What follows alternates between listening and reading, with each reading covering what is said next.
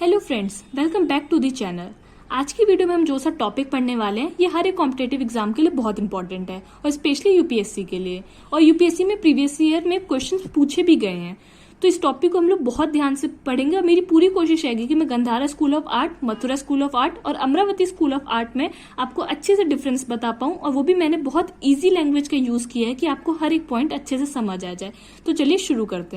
तो देखिए, Gandhara school of art के टाइम में पहली बार बुद्धा जी को ह्यूमन फॉर्म में वर्शिप किया जाने लगा। इसका क्या मतलब है कि पहले जब बुद्धा जी को वर्शिप किया जाता था तो उनको सिंबल्स का यूज किया जाता था। जैसे आपने देखा होगा धर्म चक्र परिवर्तन, उसमें व्हील यूज किया जाता था। बुद्धा जी के बर्थ को दिखाने के लिए लोटस ऑफ बुल यूज किया जाता था। लेकिन पहली बार गंधारा स्कूल ऑफ आर्ट के टाइम में ही बुद्धा जी को ह्यूमन फॉर्म में वर्शिप किया जाने लगा। Greek invaders brought with them the traditions of the Greek and Roman sculptures, which was further merged with regional और local art। अब इसका क्या मतलब है? देखिए, ग्रीक एंड रोमन्स का कुछ अपना आर्ट एंड कल्चर होगा। तो जब वो इंडिया आए, और इंडिया में कहाँ इनिशियली कौन से पार्ट में आए, तो पंजाब और अफगानिस्तान के बॉर्डर के पास में आए। तो जो पंजाब अफगानिस्तान का अपना रीजनल लोकल आर्ट था और ग्रीक और रोमन्स का, जब इन दोनों का आर्ट फॉर्म मिला और एक नया आर्ट फॉर्म बन के निकला जिसे हम गंधारा स्कूल ऑफ आर्ट कहते हैं। इसे पैट्रनेज किसने दी है, तो शक और कुषाण। और कुषाण में सबसे इंपॉर्टेंट राजा कौन से हैं, कनिष्क। Resembled Apollo. देखिए, ग्रीक के अपने गॉड थे अपोलो, जिनकी तरीके से ग्रीक और रोमन्स ने पूरी कोशिश की है कि हम बुद्धा जी को अपने गॉड अपोलो की तरीके से रिप्रेजेंट करें।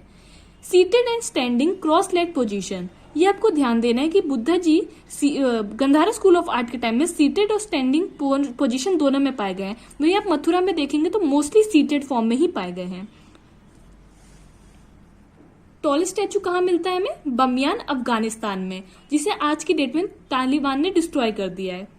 हेलो क्या होता है? आपने जब भी बुद्धा जी की इमेज या मूर्ति देखी होगी तो आपने देखा होगा उनके सर के पीछे हमेशा राउंड सा कुछ लगा रहता है, तो उसी को हम हेलो कहते हैं। और आपको ध्यान देना है कि गंधारा स्कूल ऑफ आर्ट के टाइम में वो एक सिंपल होता था, मतलब डेकोरेट नहीं करते थे, सिंपल फॉर्म में होता था।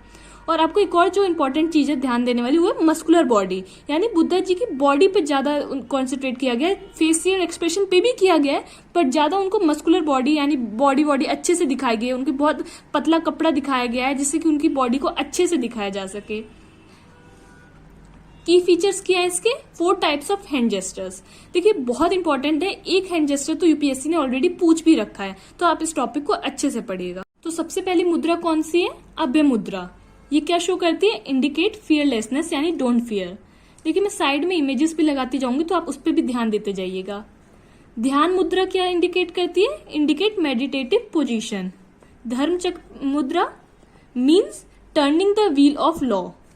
भूमि स्पर्श मुद्रा, touching the earth with right hand and calling it to witness truth.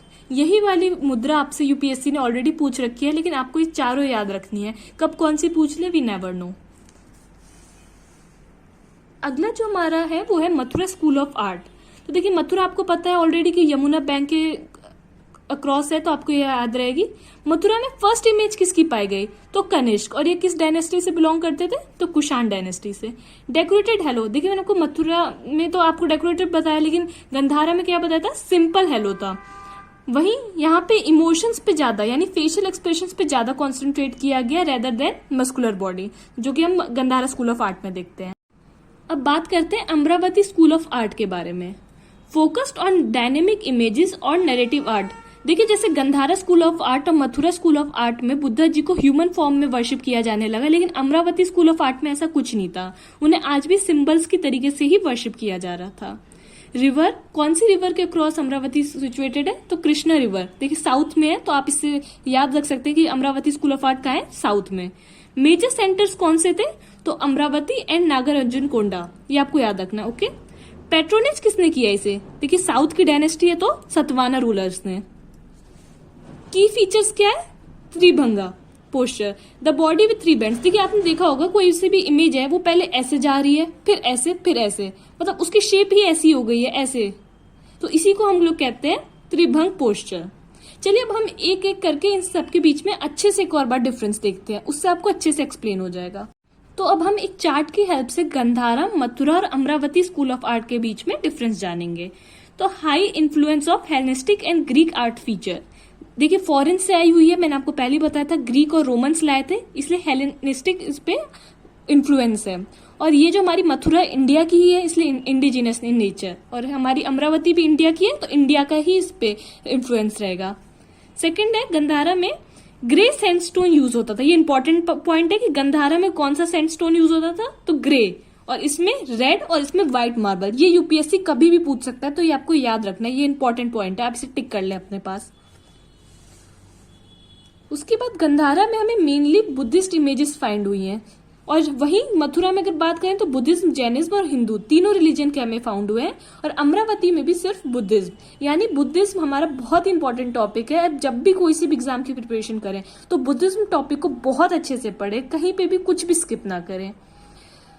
Patronage किसने किया था गंधारा को, तो कुषाण ने। कुषाण कौन से डायनेस्टी से बिलोंग करते थे, मतलब यहाँ के प्रतापी सबसे राजा कौन थे कुषाण के, कनिष्क, ठीक है। पैट्रोनेज किसने किया अमरावती को, सतवाना ने, और मथुरा में भी कनिष्क ने ही किया है, यानी कुषाण डायनेस्टी ने। Gandhara found in north western India. North western India, जैसे मैंने आपको पहले बताया था, पंजाब और अफगानिस्तान में सबसे पहले आए थे। मेनली रीजन ऑफ मथुरा, देखिए नाम से पता चल रहा है मथुरा स्कूल ऑफ आर्ट और मथुरा में है। और हमारा Amaravati Deccan region near Krishna Godavari delta. Krishna और गोदावरी क्या है, रिवर्स है, उनके डेल्टा के पास में मिलता है। उसके बाद गंधारा स्कूल ऑफ आर्ट में very stylish with wavy hairs, beard and moustache. देखिए गंधारा स्कूल ऑफ आर्ट में ना बुद्धा जी को अपने गॉड अपोलो की तरीके से ज्यादा रिप्रेजेंट किया गया है। इसलिए जैसे उनके गॉड थे, उनपे बहुत पतला कपड़ा, उनकी बॉडी पे ज्यादा फोकस किया गया है, उनकी बियर्ड, मुस्टैच, उसी तरीके से सेम बुद्धा जी को रिप्रेजेंट करने की कोशिश की गई है। इसलिए इसमें भी बुद्धा जी की बियर्ड, मुस्टैच और वेवी हेयर्स है। वहीं अगर आप मथुरा में देखें तो इसमें इंडिया का ही इन्फ्लुएंस है, इसलिए इसमें इनके स्पिरिचुअल लुक, यानी ज्यादा इनके फेशियल इमोशंस पे ज्यादा वर्क किया गया है। नो बियर्ड एंड मुस्टैच, कोई बियर्ड और मुस्टैच नहीं है।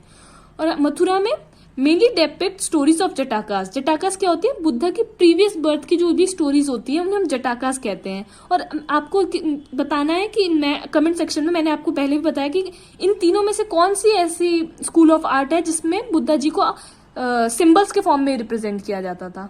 अगला हमारा पॉइंट है कि बुद्धा जी को गंधारा स्कूल ऑफ आर्ट में सीटेड और स्टैंडिंग दोनों में पाए जाते हैं, और वहीं मथुरा में मोस्टली सीटेड मिलते हैं। देखिए स्टैंडिंग में मिलते हैं लेकिन सीटेड ज्यादा मिलते हैं। इसमें eyes are half closed and ears are large, वहीं इसका उल्टा है, यहाँ eyes are open with small ears. Muscular body जैसे मैंने आपको बताया था, और मथुरा में फोकस ऑन इमोशंस किया गया था।